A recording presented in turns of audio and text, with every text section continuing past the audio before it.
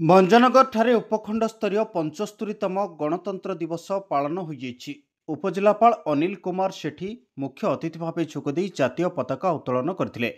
ଅନ୍ୟମାନଙ୍କ ମଧ୍ୟରେ ଆଞ୍ଚଳିକ ପରିବହନ ଅଧିକାରୀ ଶୁଭେନ୍ଦୁ ରଞ୍ଜନ ରାୟ, ଉପଖଣ୍ଡ ଆରକ୍ଷୀ ଅଧୀକ୍ଷକ ବିଶ୍ୱାମିତ୍ର ହରପାଲ, ଉପଖଣ୍ଡ ସୂଚନା ଓ ଲୋକସମ୍ପର୍କ ଅଧିକାରୀ ଗୌରୀଶଙ୍କର ଶତପଥୀ ପ୍ରମୁଖ ଉପସ୍ଥିତ ଥିଲେ।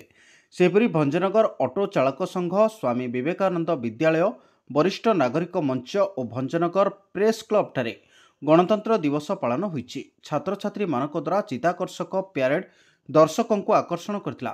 ସେହିପରି ବିଭିନ୍ନ ବିଦ୍ୟାଳୟର ଛାତ୍ରଛାତ୍ରୀମାନଙ୍କ ଦ୍ୱାରା ସାଂସ୍କୃତିକ କାର୍ଯ୍ୟକ୍ରମ ଅନୁଷ୍ଠିତ ହୋଇଥିଲା। ସେହିପରି ବାଉଁଶଲୁଣ୍ଡିର ସର୍ବପୁରାତନ ପାଠାଗାର ରାଧାକୃଷ୍ଣ ପାଠାଗାର, ସ୍ୱାମୀ ବିବେକାନନ୍ଦ ବିଦ୍ୟାଳୟ, ବଚପନ ପ୍ଲେ ସ୍କୁଲଠାରେ 75ତମ ସାଧାରଣତନ୍ତ୍ର ଦିବସ ପାଳିତ ହୋଇଯାଇଛି।